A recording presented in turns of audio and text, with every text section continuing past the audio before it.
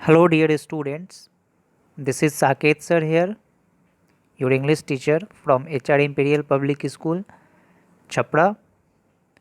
As you are watching on the screen, today we will get detailed study about the third poem of your book, whose title is A Tiger in the Zoo. Whose title is A Tiger in the Zoo. यानी जू means आपको पता है चिड़ियाघर होता है। एक बाघ की स्टोरी, एक टाइगर जो वाइल्ड एनिमल होता है, एक टाइगर की जो स्टोरी है वो हम लोग पढ़ेंगे। इसका जो लाइफ स्टाइल होता है उसके अबाउट इसमें हम लोग इस पोएम में डिटेल स्टडी करेंगे। तो आपका जो टाइटल है टाइगर इन द जू है ना, which has been written by a very great poet लेजिल नॉरिस। लेजिल नॉरिस ने इस पोएम को लिखा है और उन्होंने क्या बताया है इस पोएम में, टाइगर का लाइफ स्टाइल कैसा होना चाहिए, इसके अबाउट उन्होंने इसमें डिस्कशन किया है। और एक कंपैरिजन भी इस पोएम में किया गया है ना। टाइगर को टाइगर से ही कंपैरिजन किया गया है, लेकिन जो उनका प्लेस है ना, जो जगह है वो बदल करके कंपैरिजन किया जा रहा है। जैसे आप यहाँ देख सकते हैं क्या लिखा हुआ है ना कि this poem contrast a tiger in the जू with the tiger in its natural habitat. Means यहाँ पर जो कंपेयर किया गया है, कंपैरिजन किया गया है टाइगर का, तो एक वह टाइगर जो कि जू में रहता है ना, और दूसरा वह टाइगर जो कि इट्स नेचुरल हैबिटेट यानी जो फ्री जंगलों में घूमता है। तो दोनों का जो लिविंग स्टाइल है, जो लाइफ स्टाइल है, वो क्या होता है, दोनों का वो चेंज हो जाता है ना।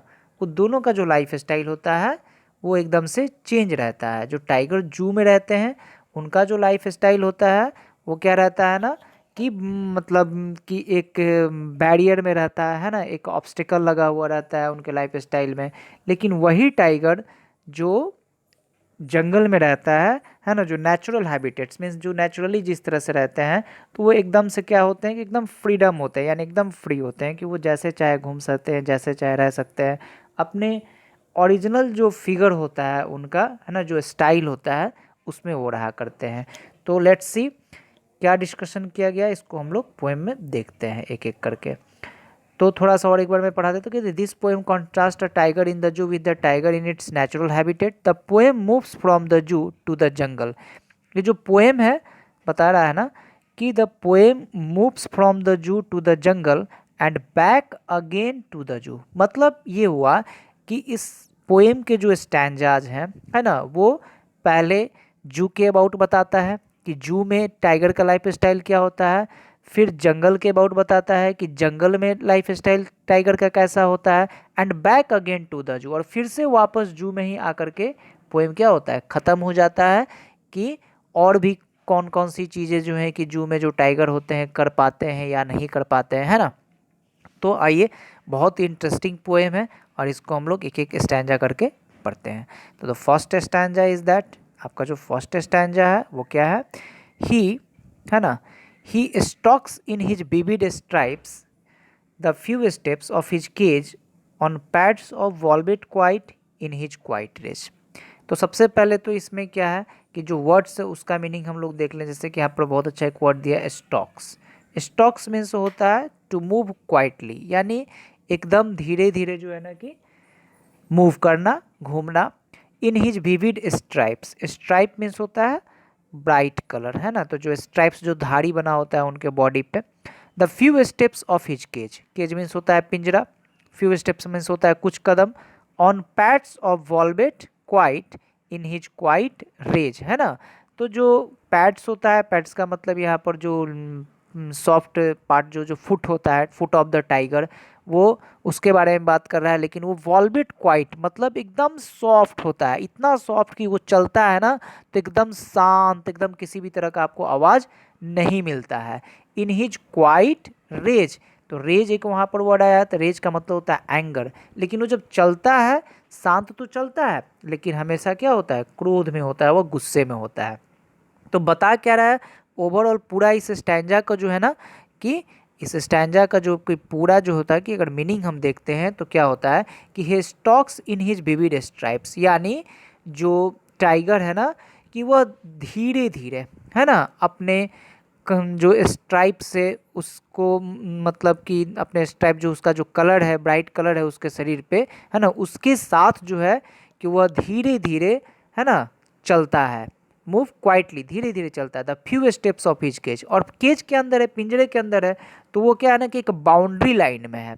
वह बहुत ज़्यादा नहीं चल सकता है, कुछ ही कदम वो चल सकता है। जितना दूर उसका पिंजरा है, जितना एरिया है पिंजरा का, उतने ही दूर में वो क्या करेगा, वॉक करेगा, आगे जाएगा, पीछे आएगा, है ना।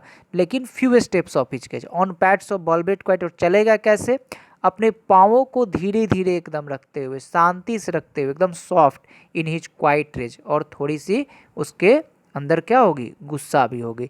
तो ये जो लाइफ स्टाइल होता है जू में होता है। तो जो फर्स्ट स्टैंजा है वो जू को इंडिकेट कर रहा है कि जू में जो होते हैं टाइगर कैसे रहते हैं। सेकेंड वन, जो सेकेंड स्टैंजा है ये देखते हैं हम लोग, है ना।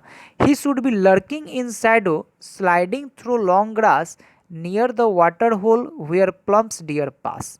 सेकेंड स्टैंजा जो आपका है कहता है कि he should be lurking in shadow.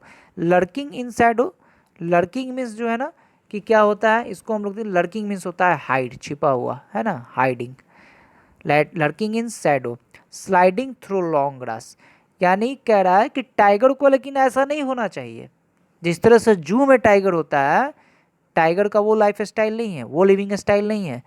Tiger को वो एक्चुअली में रियल में होना क्या चाहिए, उसे जो लंबे लंबे जो घास होते हैं उसके पीछे घात लगा करके, छिप करके उस घास के पीछे छांव में उसके बैठे होना चाहिए। नियर द वाटर होल, और कहाँ बैठे होना चाहिए, near the water hole where plums deer pass, है ना, कि यानी कोई पानी वाले जगह पे, जो नदी है, कोई तालाब है, कोई रिवर है, कोई पॉन्ड है, वहाँ बैठे होना चाहिए छिप करके, जहाँ पर प्लम डियर पास, जहाँ पर जो हिरन होती हैं, जो डियर होती हैं, है ना, वो क्या करती हैं, पानी पीने के लिए आती हैं, और वो छिप करके वहाँ बैठे रहे, और जैसे ही उसको चांस मिले वो उनके ऊपर क्या करे, अटैक करे, और वो अपना उसको क्या करे, शिकार बना ले हिरन को। ये नेचर होना चाहिए according to the poet. Poet के अकॉर्डिंग, पोएट का मानना यह है कि जिस तरह से पिंजरे में जो टाइगर रहता है वैसा नहीं होना चाहिए। उसे ना धीरे चलना चाहिए, है ना, और कुछ ही कदम नहीं, उसे तो क्या है ना कि छिप कर के किसी शैडो में, लंबे घास के शैडो के पीछे बैठना चाहिए,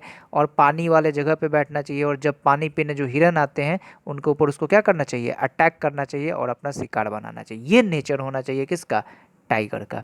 ओके, तो third stanza, he should be a snarling. तो जो सेकेंड स्टैंजा है, सॉरी, सेकेंड स्टैंजा जो है आपका, ये किसको इंडिकेट करता है, ये फर्स्ट स्टैंजा जो है वो जू को इंडिकेट करता है। जैसे बताया गया ना पोएम में पहले ही कि जू से स्टार्ट होता है, फिर फॉरेस्ट में जाता है, फिर वापस जू में आ जाता है। और जो सेकेंड स्टैंजा है आपका, ये फॉरेस्ट, जंगल के अबाउट डिस्क्राइब करता है कि जंगल में कैसे रहना चाहिए टाइगर को। थर्ड में देखते हैं, he should be a snarling around houses at the jungle's edge bearing his white fangs, his claws, terrorizing the village। और बताता है क्या, सेकेंड स्टैंजा जो है ये भी फॉरेस्ट के अबाउट ही बताता है कि जब फॉरेस्ट में रहता है जंगल ना, तो सॉरी टाइगर जो रहता है, तो ही should B snarling around houses. Snarling का मतलब होता है एक एंग्री साउंड, है ना, वार्निंग साउंड जो है, कि रोड जो होता है, एक तरह से आप रोड कह सकते हैं, गरजना। उसे क्या करना चाहिए, उसे तो इतना गरजना चाहिए कि उसके आसपास अराउंड हाउसेज, जो जंगल के आसपास जो घर हैं, एट द जंगल्स एज, यानी जंगल के किनारे पे जो घर बसे हुए हैं आसपास, बैरिंग, है ना, वो उसके आवाज़ को, उसके गर्जन को सुन करके क्या हो, वो लोग डर जाए, है ना। इतना जो है कि भयानक होना चाहिए, जो नेचर जो होता है टाइगर का ऐसा होना चाहिए। Baring his white fangs his claws terrorising the village, है ना। फैंग्स का मतलब होता है जो उसके जो दांत होते हैं, है ना, जो शार्प, जो उसके तीत होते हैं आगे के, उसके बारे में बता रहा है कि टू लॉन्ग शार्प टीथ, है ना। फ्रंट जो तीत होता है किसी भी एनिमल का, तो उसके बारे में वो बताता है। हिज क्लॉज, क्लॉज मीन्स आपको पता है कि जो उसका पंजा होता है, यानी उसे अपने जो वाइट जो उसका, और बेयरिंग का मतलब होता है शोइंग, यानी दिखाना, उसे अपने जो दांत हैं इस तरह से दिखाने चाहिए, अपने पंजों को इस तरह से मारने चाहिए कि टेरोरिजिंग द विलेज, कि जो गांव में जो है ना कि एक डर का माहौल रहे। गांव में जो आसपास जो घर हैं जंगल के, उन घरों में, उन गाँव में टाइगर से क्या रहे, डर का माहौल रहे, उसके गरजने से डर का माहौल रहे। ऐसा नेचर होना चाहिए एक टाइगर का। तो थर्ड स्टैंजा जो है ये भी क्या कर रहा है, फॉरेस्ट को इंडिकेट कर रहा है। ये मैं इसलिए भी बता रहा हूँ कि कभी कभी पूछता है कि थर्ड स्टैंजा किसके अबाउट, थर्ड स्टैंजा में किस जगह के बारे में डिस्कस किया गया है टाइगर को, तो फॉरेस्ट से रिलेट करके डिस्कस किया गया है। सेकेंड में भी फॉरेस्ट है, फर्स्ट में जू से, ठीक है। Next stanza, stanza number 4, but he is locked in a concrete cell. लेकिन जो लैजिल नॉरिस हैं, है ना, जो लैजिल नॉरिस हैं वो अफसोस करते हुए बोलते हैं कि नहीं, but he is locked in a concrete cell, यानी ये बहुत दुख की बात है कि उसको क्या किया गया है, टाइगर को बंद करके रख दिया गया है ना, एक कंक्रीट सेल में, पिंजरे में। कंक्रीट सेल का मतलब यहाँ पर केज में उसको क्या किया गया है, 4 दीवारों में बंद करके रख दिया गया है। हिज स्ट्रेंथ बिहाइंड बार्स, उसकी जो ताकत है, स्ट्रेंथ जो उसकी ताकत है वो पिंजरे के अंदर दब करके रह गई है, छिप करके रह गई है, behind bars, stalking the length of his cage. और वो बस अब क्या कर सकता है, वो stalking the length of his cage, वो फ्री होकर के नहीं घूम सकता है, जितना चाहे उतना नहीं घूम सकता है, वो बस केज पिंजरे की लंबाई को नाप सकता है ना, बस मतलब जितना में पिंजरा है उतना ही में चल सकता है, यानी जितना जगह है उतने ही में उसको घूमना है, इग्नोरिंग विजिटर्स। और वो क्या करता है, इस तरह से वो नाराज़ भी रहता है, और जो विजिटर्स होते हैं उनको वो क्या करता है, नज़रअंदाज कर देता है, इग्नोर कर देता है। जो भी लोग चिड़ियाघर में वैसे एनिमल्स को देखने आते हैं तो ये अपने आप से दुखी होता है, क्योंकि वो कंक्रीट सेल के अंदर लॉक्ड है, और इसलिए वो कभी कभी विजिटर्स को भी क्या करता है, इग्नोर कर देता है ना, उनकी परवाह वो नहीं करता है। बात समझ में आ रही है? चलिए, और जो लास्ट स्टैंजा है आपका, तो ये जो स्टैंजा है ना, स्टैंजा नंबर 4, ये भी फिर जू में हम लोग वापस आ गए, जू के बारे में डिस्क्राइब करता है। And the last 5th, he hears the last voice at night, the patrolling cars, he indicates the tiger। यहाँ पर ही का मतलब टाइगर के बारे में बता रहा है, कि यहाँ बताया जा रहा है कि he hears the last voice at night, रात में वो जब जू में होता है तो एक अंतिम आवाज़ उसको सुनाई देती है। कैसी? The patrolling cars. Patrolling cars की मतलब होती है जो गाड़ियाँ जो होती हैं, जो गश्त लगाती हैं, मतलब जो रात में पहरे देती हैं, है ना, घूम करके। वो भी जू में भी ऐसी गाड़ियाँ होती हैं जो देखती हैं कि सारे जो जानवर हैं अपने पिंजरे के अंदर, है ना, कोई किस गलती से कहीं बाहर तो नहीं ना आ गया है।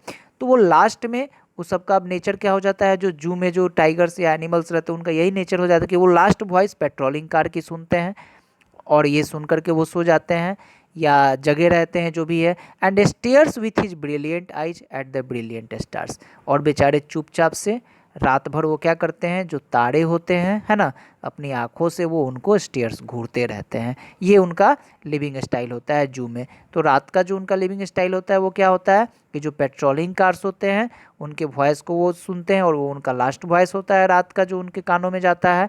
और उसके बाद वो जो पूरी रात क्या करते हैं, जो स्टार्स होते हैं उनको वो घूरते रहते हैं। तो इस तरह से कहीं ना कहीं जो लैजिल नॉरिस हैं वो रिग्रेट करते हैं कि this is not the real figure of a tiger, है ना, ये जो है कि टाइगर का एक रियल फिगर नहीं है, this is not a real nature of a tiger. जो नेचर जू में टाइगर का होता है वो उस तरह नहीं है, वो ऐसा नहीं है। टाइगर जो है वो क्या है, वो बहुत ही एक अटैकिंग एनिमल है ना, उससे लोगों को क्या होना चाहिए, उसको लोगों को डरना चाहिए, उसे अपने शिकार के मतलब के लिए लड़की मतलब घात लगा करके हमेशा बैठे रहना चाहिए। तो इस तरह से जो लास्ट वाला जो स्टैंजा है वो भी जू के अबाउट ही डिस्कस करता है। तो जो बीच का जो सेकेंड और थर्ड स्टैंजा है फॉरेस्ट के अबाउट बता रहा है, and first, fourth and fifth stanza जो है आपको जू के अबाउट डिस्कशन किया गया है।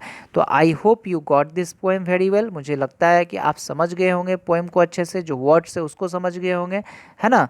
और वर्ड आपके बुक में भी दिया है, आप उसको नोट भी कर लीजिएगा, वर्ड को ज़रूर नोट कीजिएगा जब इसका आप नोट्स बनाइएगा तो। और मैं इसका जो समरी है ना, मैं कोशिश करूँगा कि ग्रुप में भिजवा दूँ, आप उसको नोट कर लेंगे, क्योंकि पोएम का समरी होना आपके पास ज़रूरी है। समरी रहेगा तो आप इजीली किसी भी क्वेश्चन का जो आंसर है आप कर लेंगे, या फिर स्टैंजा से कोई क्वेश्चन आता है उसको आप कर लेंगे। तो ओवरऑल जो है कि आपका ये जो पोएम है ना, इसमें जो पोएट है वो मैसेज ये इन मतलब कन्वे किए हैं कि the poet conveys an important message that the wild animals should be left in their natural habitat. इसका कंक्लूजन यही निकलता है कि पोएट ने ओवरऑल ये एक मैसेज कन्वे किया है कि जो वाइल्ड एनिमल्स होते हैं, टाइगर हुए, लायन हुए, ये लॉयन हुए, ये है ना, इनको क्या करना चाहिए, इनको फ्री छोड़ देना चाहिए, should be left in their natural habitat. जो इनका नेचुरल जो बिहेव है उसके लिए इनको क्या करना चाहिए, फ्री छोड़ देना चाहिए। But as you know we people are, है ना, सेल्फिश, है ना, फॉर द अर्निंग मनी, है ना, वी वांट सेवरल सोर्सेज, हम लोग बहुत सारे सोर्सेज चाहते हैं मनी को अर्न करने के लिए। तो जो भी जो है एक तरह का क्या है, हमारे यहाँ बिजनेस है, उससे भी हम लोग क्या करते हैं, पैसे जो होते हैं कि लोग कमाते हैं, उसमें बहुत सारे लोगों का क्या है, जॉब है एक तरह का वो। तो इस और फिर जो है कि हम अपने इंटरटेन के लिए भी जू को क्या है, एक सोर्स ऑफ आप कह सकते हैं इंटरटेनमेंट होता है। जू भी सोर्स ऑफ इंटरटेनमेंट में ही आता है कि हम बहुत सारे ऐसे जो एनिमल्स हैं, वाइल्ड एनिमल्स हैं, जिनको हम पास से जा कर के नहीं देख सकते हैं, तो उसके लिए जू ही एक जो होता है कि कंफर्ट जोन, सेपरेट जोन माना जाता है, जहाँ कि हम जाके देख सकते हैं। तो ये एक कहीं ना कहीं क्या है, मजबूरी है। लेकिन यहाँ पर जो है ना कि ओवरऑल यही दिया गया इन द पोएम कि the contrast between freedom and captivity. Captivity मतलब होता है किसी को आप बंद करके अगर आप रखते हैं, तो फ्रीडम और कैपेटिविटी के बारे में बताया कि फ्रीडम अगर आप रहते हैं तो आप कैसे रहते हैं, जब आप बंद रहते हैं तो आपका नेचर कैसा रहता है ना। तो ओवरऑल ये दिखाया गया है। चलिए, तो लगभग आप समझ गए होंगे। And now your homework is that to write the difficult words of this chapter, है ना। आप स्क्रीन को रोक स्टॉप करके आप जो डिफ़िकल्ट वर्ड्स जिस मैंने बताया उसको जो है कि आप नोट कर लेंगे। और उसके बाद इसमें जो भी क्वेश्चन आंसर किया हुआ है, तो पोएम मैंने पढ़ा दिया, तो क्वेश्चन भी आप जो है कि ईजिली कर लेंगे मुझे लगता है। तो जो क्वेश्चन आंसर है उसको आपको करके अपने नोटबुक में आप उसका जो फ़ोटो है व्हाट्सअप कर देंगे, मैं उसको चेक कर लूँगा, या जो भी कंसर्न टीचर हैं अपने एडमिशन नंबर के अकॉर्डिंग आप उसको व्हाट्सअप कर दीजिएगा। टीचर्स आपका कॉपी चेक करके आपको सेंड कर देंगे। होमवर्क सिंसियरली करना है, नोटबुक तैयार करते जाना है, इसलिए कि जैसे स्कूल खुलेगा हम लोगों ने जितना पढ़ाया है ना, आपको कोई टाइम नहीं मिलेगा उसके बाद स्पेशल कि हाँ जी आप 2 दिन में 4 दिन में अपना कॉपी तैयार कर लीजिए, नहीं। आप करते चलिए, हम लोग तुरंत कॉपी मांगेंगे, देखेंगे सबका, तो वो आपके पास पहले से प्रिपेयर होना चाहिए। तो उसमें कहीं से कोई तरह का कॉम्प्रोमाइज़ नहीं है ना। तो वीडियो आप देखेंगे और जो भी फिर इसमें डाउट अगर रह जाएगा तो हम लोग लाइव क्लास में उसको क्लियर करेंगे। चलिए, thank you, have a nice day.